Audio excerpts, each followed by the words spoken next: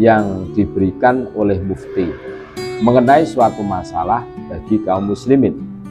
Fatwa yang dikeluarkan alim ulama dapat menjadi pegangan untuk mengaplikasikan syariat Islam.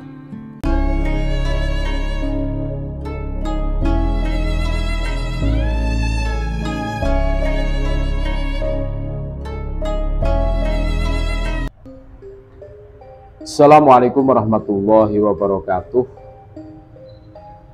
Saudara-saudaraku sebangsa setanah air dimanapun Anda berada, berjumpa kembali dengan kami channel Bejo Dunia Akhirat. Sak bejo bejane wong kang lali isih luwih bejo wong kang eling lan waspada dan tetap ngkeri harga mati. Mulanya peran mufti di dunia Islam. Kita semua tentunya paham mufti itu Dewan Fatwa. Ini penulis Hasanul Rizqo. Mufti berperan sebagai pihak yang berwenang mengeluarkan fatwa kepada umat Islam. Secara kebahasaan, fatwa berarti keputusan atau pendapat yang diberikan oleh mufti mengenai suatu masalah bagi kaum muslimin. Fatwa yang dikeluarkan alim ulama dapat menjadi pegangan untuk mengaplikasikan syariat Islam. Itu mufti. Menurut Yusuf Al-Qaradawi dalam buku Fatwa-Fatwa Kontemporer Jilid 2 1995, fatwa menjelaskan hukum syariat mengenai sesuatu yang wajib, mustahab, makruh, haram, atau mubah. Di samping itu fatwa menerangkan kebenaran, menolak kebatilan dan syubhat, serta berkeinginan memberikan penerangan kepada akal. Pada zaman Nabi Muhammad SAW, tentunya fatwa atau penegasan tentang suatu hukum agama Islam bersumber dari beliau. Umat, khususnya para sahabat, dapat langsung bertanya kepada dan mendengarkan jawaban dari Rasulullah SAW. Tidak jarang pula berbagai pertanyaan yang diajukan kepada beliau menjadi latar penyebab turunnya atau asbabun nuzul ayat-ayat Al-Quran. Bagaimana perkembangan fatwa di masa-masa awal pasca Rasulullah SAW wafat? Dalam buku Islamic Legal Interpretation 1996 dijelaskan, sejak wafatnya Nabi Muhammad SAW, orang-orang yang menjadi rujukan pertama-tama adalah para sahabat, yakni mereka yang pernah berinteraksi dengan Nabi Muhammad SAW. Ada sekitar 130 sahabat yang dikatakan berperan sebagai mufti atau pemberi fatwa selama abad pertama Hijriah. Seorang di antaranya adalah Mu'ad bin Jabal yang wafat 640 Masehi. Tidak hanya sebagai mufti, dirinya pun berperan selaku gubernur Yaman di tengah masyarakat setempat.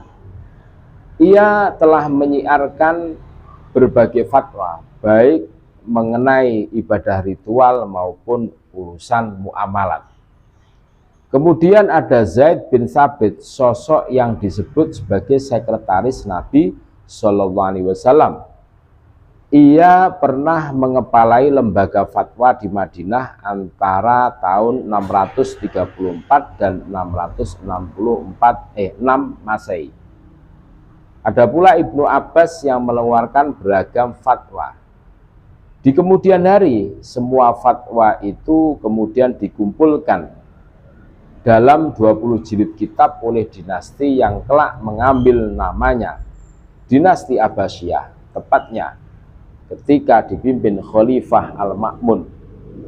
Hingga abad ke-7 Hijriah, lembaga-lembaga fatwa menyebar ke penjuru daulah Islam. Itu seiring sejalan dengan praksis pengumpulan hadis Nabi SAW, khususnya dalam rentan abad ke-3 sampai ke-9 Hijriah. Tujuannya untuk memelihara keberlangsungan sunnah. Praktek tanya jawab untuk meminta dan mengeluarkan fatwa terus berlangsung. Misal dijelaskan pada bahwa Masruq wafat 682 Masehi pernah bertanya kepada Ummul Mukminin Aisyah mengenai bagaimana Rasulullah SAW melakukan sholat malam. Atas pertanyaan ini Aisyah menjawab, kadang 7 rakaat, kadang 9 rakaat, kadang 11 rakaat.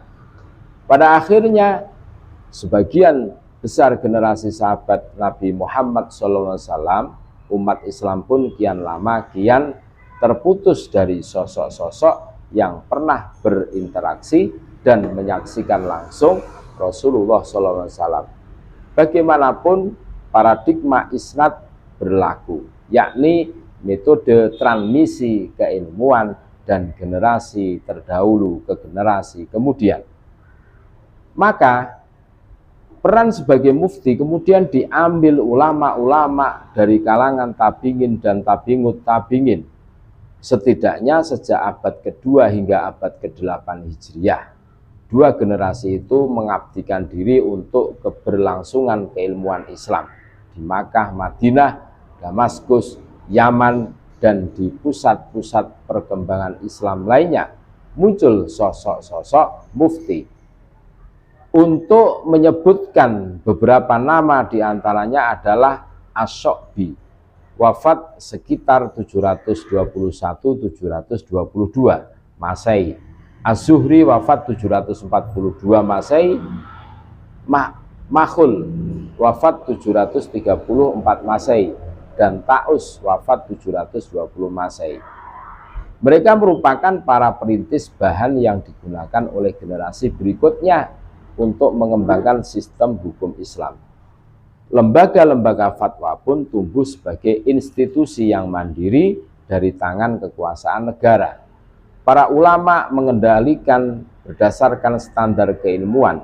Untuk bisa mengeluarkan sebuah fatwa, yang diperlukan adalah ilmu keagamaannya dan sifat takwa para mufti. Menyediakan nasihat yang sifatnya otoritatif bagi kaum muslimin, terlebih yang memang kurang mengetahui ihwal hukum-hukum syariat. Di masa dinasti Umayyah, para mufti bertindak sebagai konsultan hukum untuk para qadhi. Mereka pun mengeluarkan fatwa bila diminta pendapatnya oleh para gubernur atau khalifah sendiri mengenai beberapa persoalan. Misalnya, Gubernur Ailah Ruzaiki bin Hukaim pernah menulis surat kepada Az-Zuhri Al-Wadil Qura. Kepala daerah ini bertanya apakah harus menyelenggarakan sholat Jum'ah bagi para budak yang bekerja di tempat pertanian yang ia miliki. Az-Zuhri menjawab bahwa Gubernur Ruzaiki semestinya menyelenggarakan sholat Jum'ah bagi mereka. Dalam surat jawabannya ini, sang mufti mengutip beberapa hadis Nabi Shallallahu Alaihi Wasallam. Itulah fatwa-fatwa tentang dunia Islam, yang mana fatwa itu tetap harus bersanad, sumbernya itu jelas, sumbernya dari Al-Quran dan Al-Hadis, ya, begitu tuh. Ini makanya kalau ada orang yang di situ itu dikatakan mufti terus fatwanya itu kontroversial, ya itu ya dipertanyakan sumbernya dari mana, ya. Terima kasih, tetap NKRI harga mati. Assalamualaikum warahmatullahi wabarakatuh.